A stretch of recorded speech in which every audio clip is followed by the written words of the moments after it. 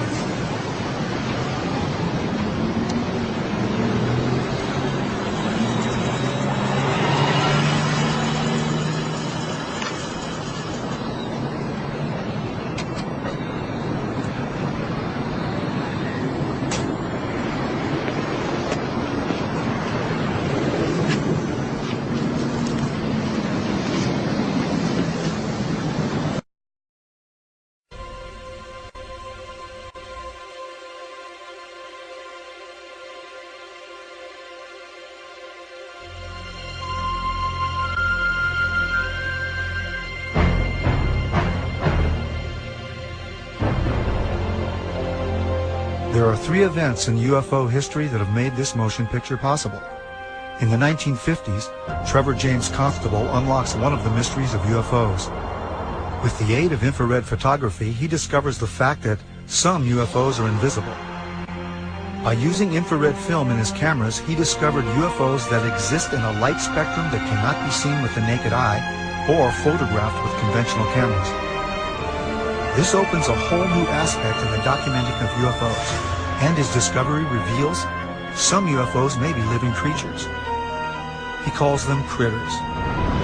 In 1994, Isaiah Skamia discovers a phenomenon called mirage, a life form invisible to the naked eye that we've never seen before. He also develops a technique for filming these life forms that exist in the realm of the very past. He calls it skyfishing, using high-speed shutter settings on camcorders. In 1995, NASA stops airing live broadcasts from shuttle missions after UFO footage has been made public, creating a controversy about how much NASA really knows about their existence. Looks like you got an object right in front of you, Mark. You're looking out there.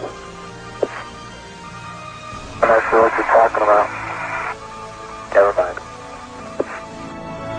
That same year, Martin Stubbs begins recording what will be 5 years and over 2,500 hours of uninterrupted live broadcasts from NASA's own download.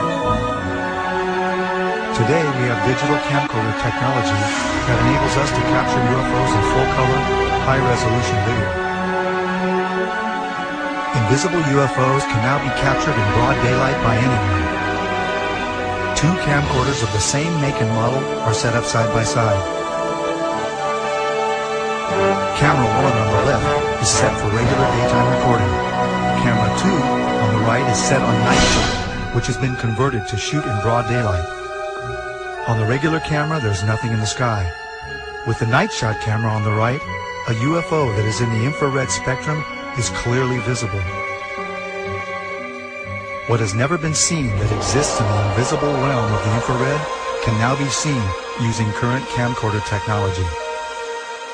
Using this new technology for filming UFOs invisible to the naked eye, someone out there will eventually capture the best UFO or ROD footage ever, and probably in high-definition video. UFO research, however, is only a part of the story. I think it's long past time to open this up to the public. Give us information to the young people of the world in this country. They want to hear it. They want it. Give it to them. Don't hide it and tell lies and make stories. They're not stupid. Eventually, there's going to be something happen that it will make all of them have egg all over their face. And they're going to have to admit that they haven't been truthful at all.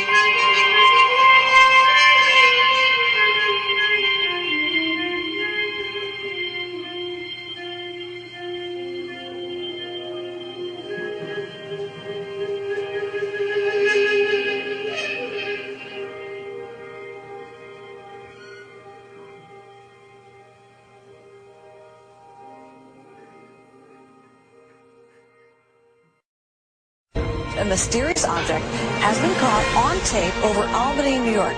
It looks suspiciously like a missile. Is that possible? Yeah, and that's pretty scary over a commercial airport, but I don't know, whatever it is, it was going very fast, it was above the clouds, and it was hundreds of feet in length. So the FBI has seen this tape? Yeah, they took it from me, and it's on its way to Washington to be analyzed. Now, what do you think it is? I mean, just looking at it, are you calling it a UFO? Or are you calling it a missile? What does it look like to you? A lot of people are saying that it's this thing called a rod, which I'm not sure about. These biological creatures that live in the upper atmosphere, which sounds strange, that we haven't discovered yet because they just move too fast for us to see. It doesn't. So somebody's telling you that thing is an animal. Yeah. This guy, Jose Escamilla, he's been researching these for like 8 years. He has a website, and that's what he thinks. It's amazing. No telling what these things are going to teach us once we catch a specimen and investigate what its makeup is. But it's an incredible phenomenon. Whatever these things are, they've mastered the ability to travel through both mediums as if there's nothing really there. It's just like traveling through dimensions.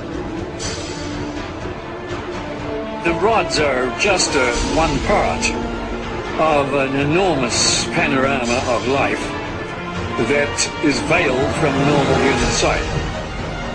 You found that by using an extremely fast shutter, you could slow down and objectify something that would otherwise elude the photographic process. But that doesn't mean that they're not there. It just means that you need a device, an apparatus that will remove an optical limitation that you have. We don't reject the microscope because the microscope intensifies the power of human sight. Without it, the world of the microbe would not exist. But that wouldn't alter the fact that our entire environment, our entire living scenario, is really conditioned upon what happens in a domain that we cannot see directly.